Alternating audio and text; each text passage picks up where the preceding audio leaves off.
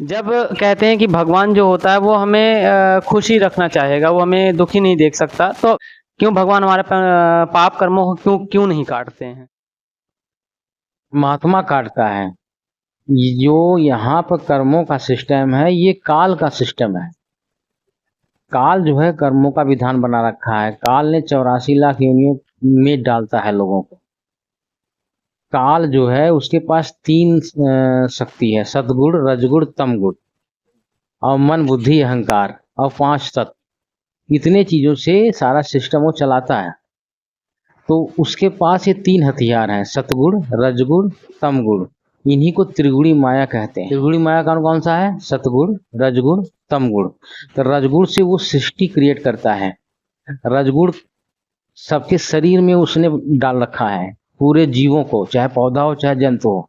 तो उसके वजह से वो रिप्रोडक्शन यानी प्रजनन करते हैं, संतान उत्पन्न करते हैं। तो रजगुण पावर की वजह से उनके अंदर ऐसी इच्छा होती है कि संतान उत्पन्न करें, और वो पैदा कर देते हैं। तो वो हुआ रजगुण शक्ति। सतगुण क्या है? उससे सतगुण पावर उसी का है, काल का ही है। उस शक्ति से लोग रक्षा की इच्छा होती है, पालन पोषण की इच्छा होती है लोगों के अंदर।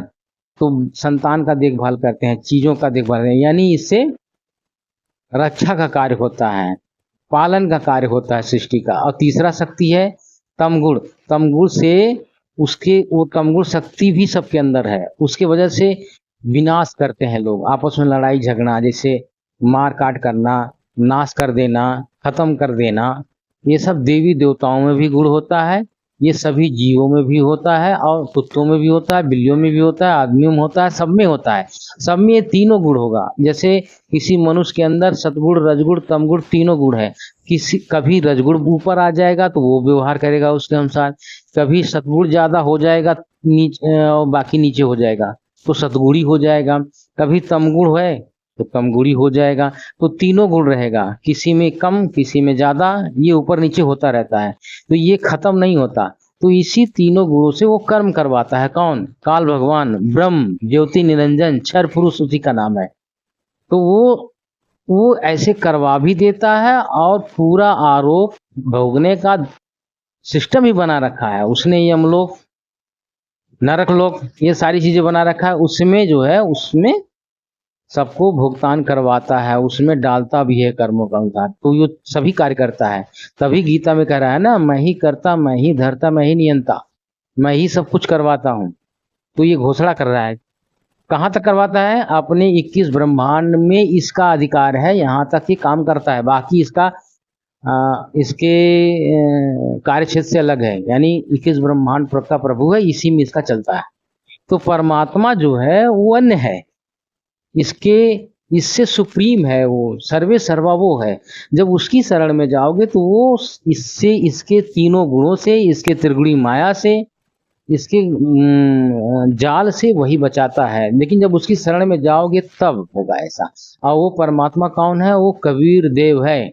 और उनको कबीर देव कौन बता रहा है? यही ब्रह्म ही बताया है, गीता के 8 के 9वें श्लोक में बताया कि वह कबीर देव है। फिर वो ये कह रहा है कि अगर तुझे परम धाम सनातन धर्म 18 के 62 श्लोक कराए, उस परमेश्वर की शरण में जाओ, वहां जाने के बाद तुझे परम धाम की प्राप्ति होगी, यानी सतलोक। तो उसके शरण में जाने के लिए कह रहा है। और फिर कहा है मेरी भक्ति करेगा तो मुझे प्राप्त होगा।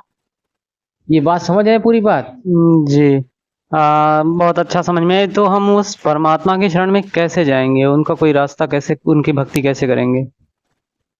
परमात्मा की शरण में जाने के लिए ये ब्रह्म ने भी उपाय बता रखा है कि तत्वदर्शी संतों की शरण में जाओ। कहाँ? 4 के 34 श्लोक में करा है कि तू तत्वदर्शी संतों की शरण में जाकर के उनको दंडवत प्रणाम कर, उन्हें कपट से रहित जो है उनसे क्वेश्चन करेगा, प्रश्न करेगा, तो वो सारा रहस्य वो बताएंगे। और जैसा करें वैसा करो, तुम्हारा काम बन जाएगा, वो परमात्मा तक को पहुंचा देगा तत्वदर्शी संत। लेकिन इसका मतलब ये नहीं कि जितने लाखों तत्व संत घूम रहे हैं तो सभी तत्वदर्शी संत हैं। उसने लक्षण भी बता रखा है। उसने ये लक्षण बता रहा है 15 के श्लोक नंबर 1 में कहा है कि वह जो उल्टा संसार रूपी जो वृक्ष है उसके सभी हिस्सों को प्रमाण सहित जो बता दे वो तत्वदर्शी संत है। और वो आज के समय में सिर्फ इकलौता संत रामपाल जी महाराज हैं और कोई नहीं है।